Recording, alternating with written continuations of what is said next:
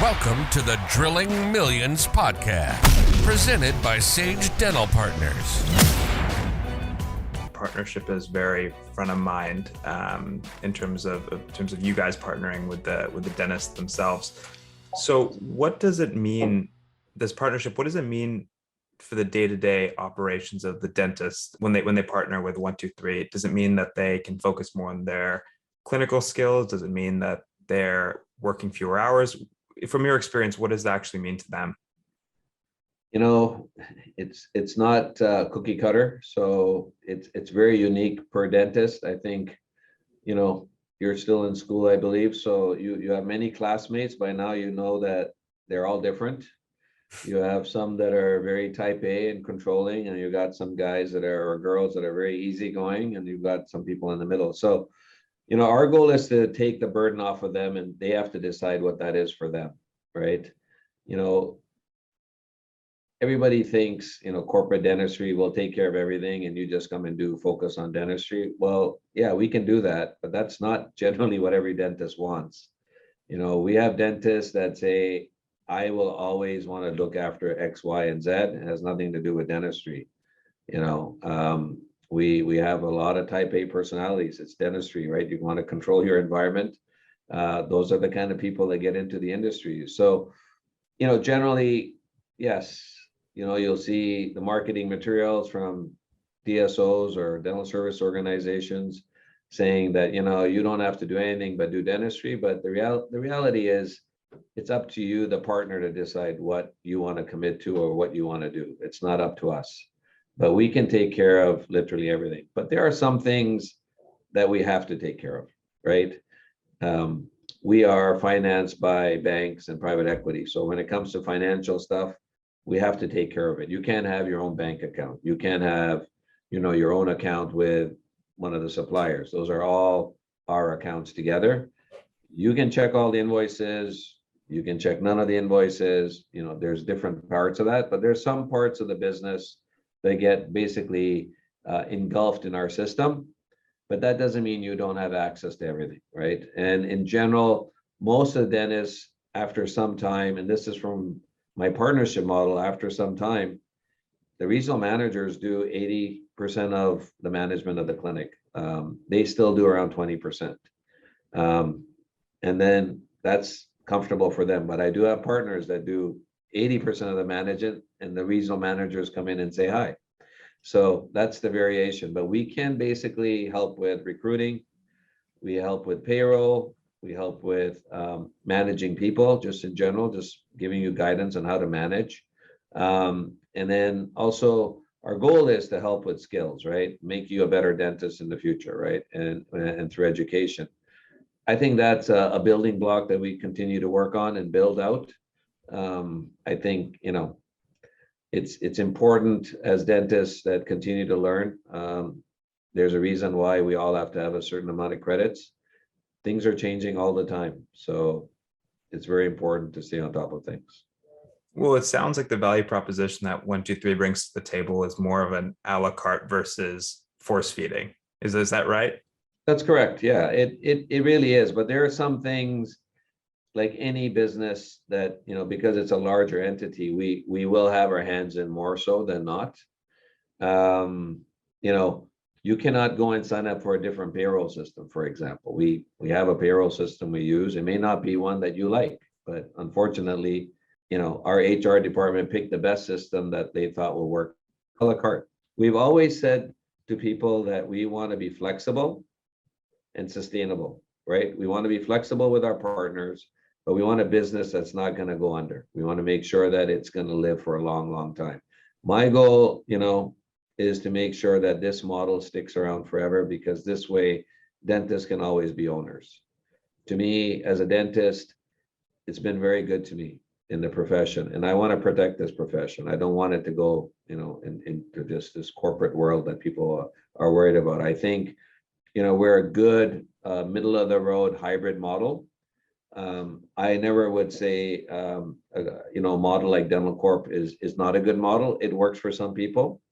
And again, I still strongly believe dentists owning their own clinics and having a viable practice is a perfect model as well. I think every one of us can coexist. It just depends on where you want to be. So let's talk a little bit more about you and how you developed this empire that's going to be soon of 450 practices, which is, I think, going to be rivaling Dental Corp in size. Yeah, we're gonna be neck and neck in numbers. Like I said, it was by accident, right? When I graduated in '93 from UBC, a lot of people were like, "You're gonna have to go outside of the city to get a job. There isn't enough work.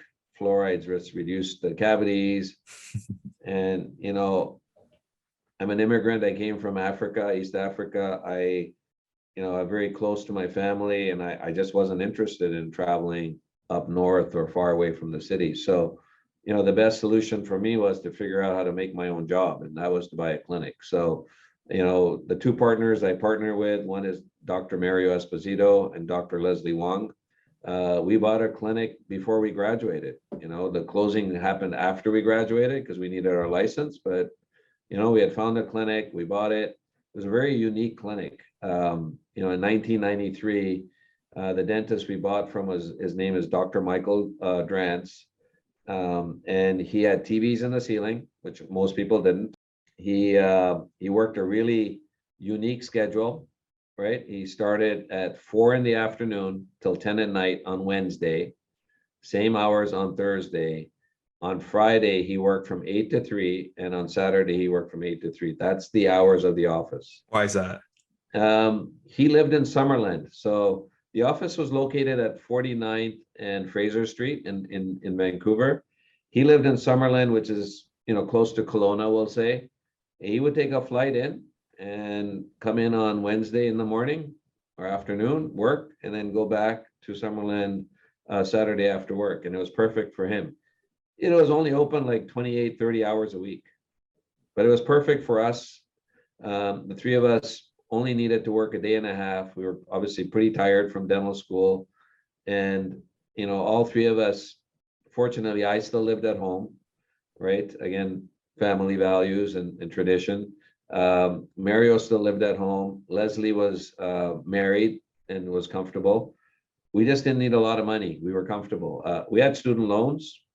We weren't in that debt that much. Like, today's costs at UBC, I think, is $60,000 a year. When I went to school, there was like $7-8 grand. So, Oh, wow. yeah, I was in debt, but I wasn't like heavily in debt. So, Yeah.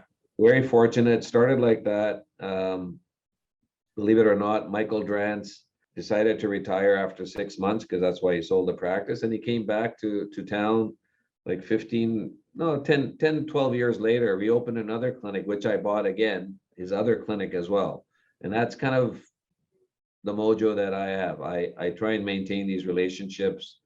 Both sides have to have a win-win, and that's been how I partner with so many people. So the two of us, the three of us, sorry, we partnered there. We bought 5 clinics.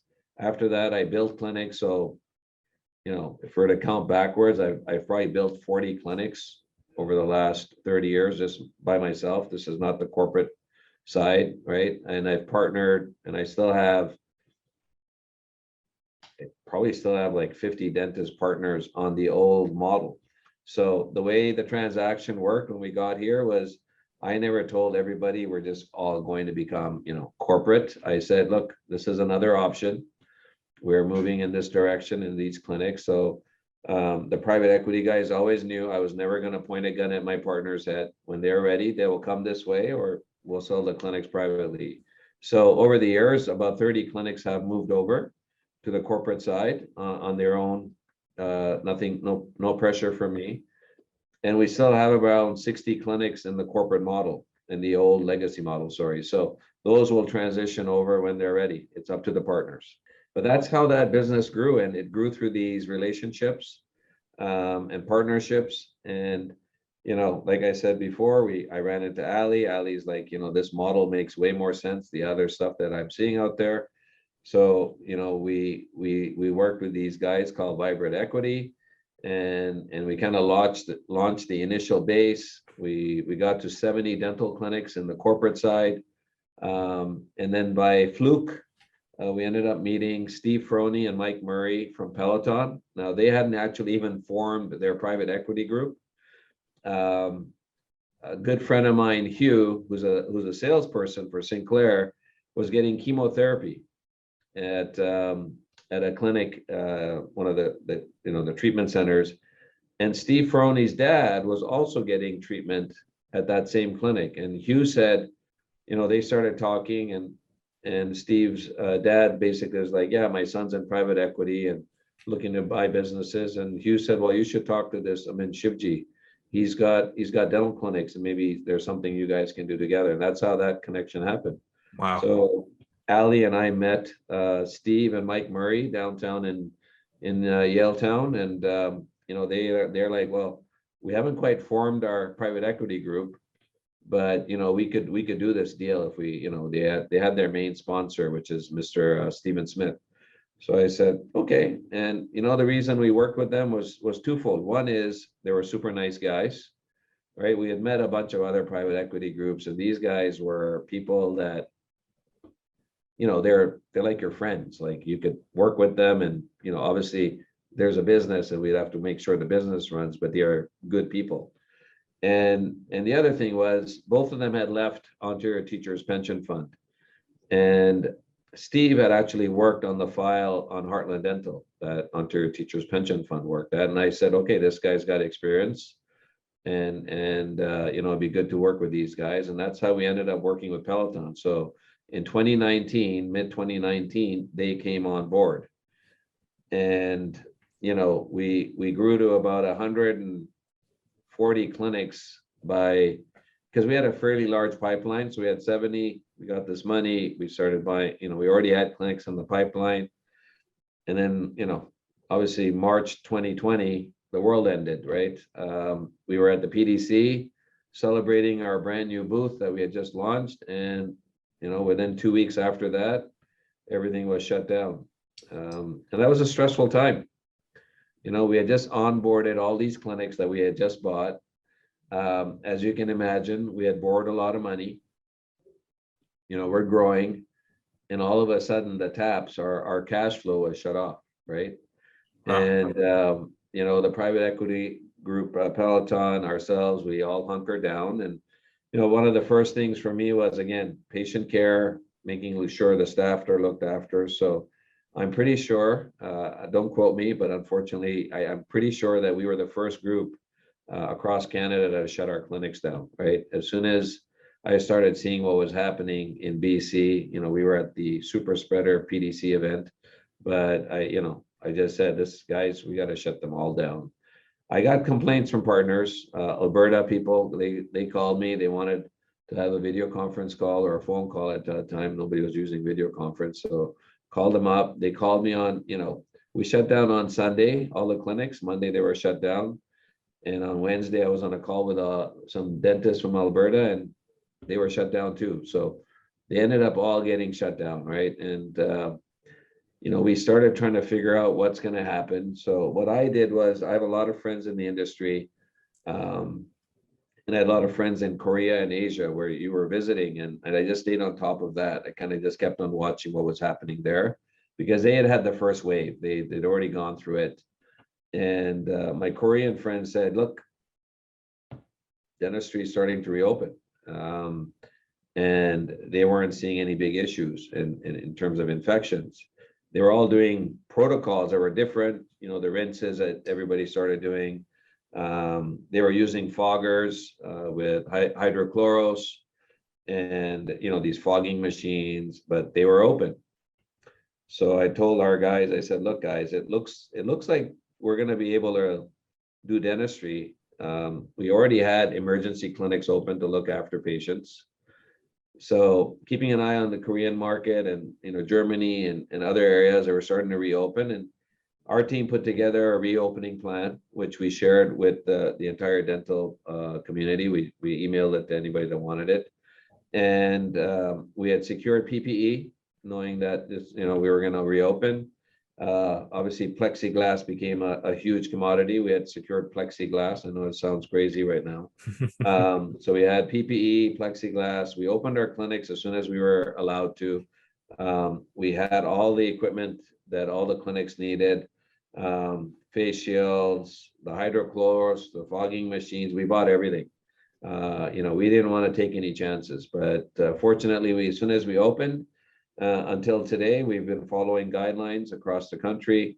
There's been a few sporadic infections in the dental offices, but most of them have come from people from home, not from dental. We bought all these HPPEV, I think they're called, from Dent Supply, high volume suctions for the hygienist.